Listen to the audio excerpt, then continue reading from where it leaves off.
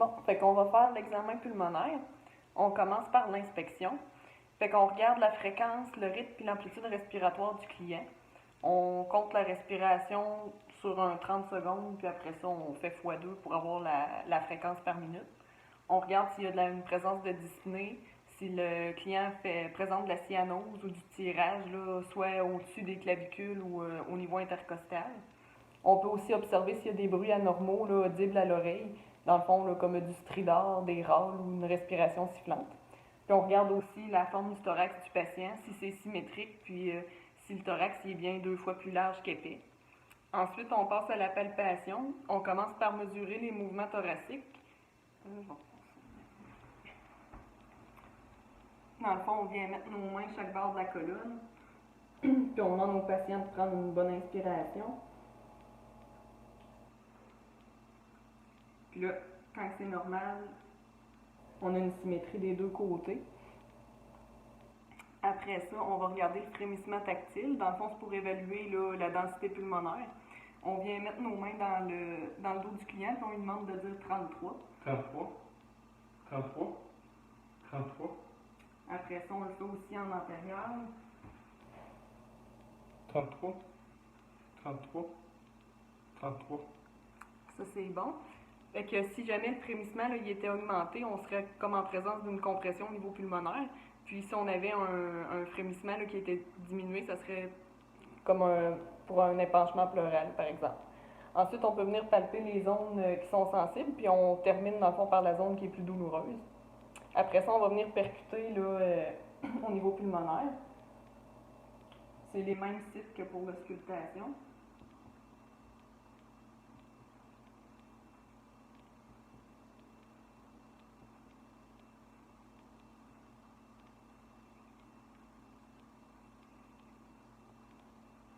On va venir le faire en postérieur aussi. On est supposé entendre de la sonorité sur toute la plage pulmonaire, sauf au niveau des omoplates, puis au niveau du fouet, que là, on va entendre de la matité. Puis au niveau de l'estomac, là, on va entendre du tympanisme.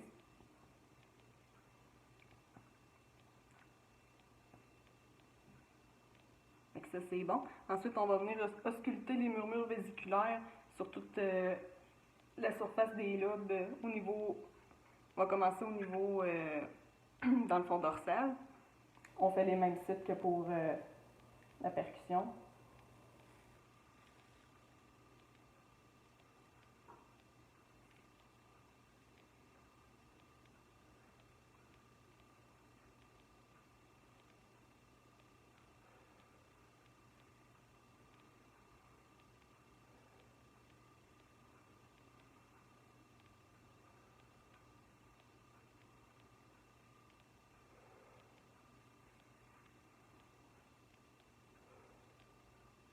On va venir le faire en antérieur aussi.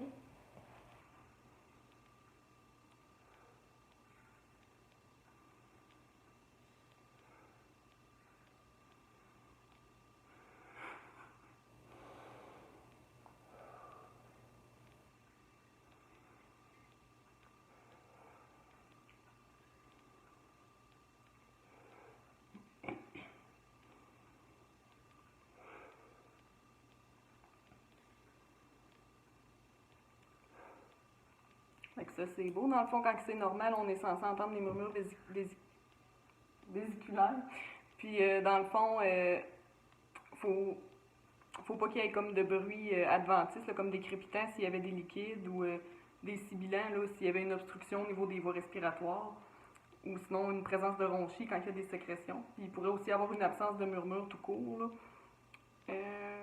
Sinon aussi, il y a les bruits trachéaux puis bronchiques puis broncho-vésiculaires qu'on aurait pu ausculter, mais ça n'a comme pas vraiment d'utilité clinique, fait qu'on les ausculte pas.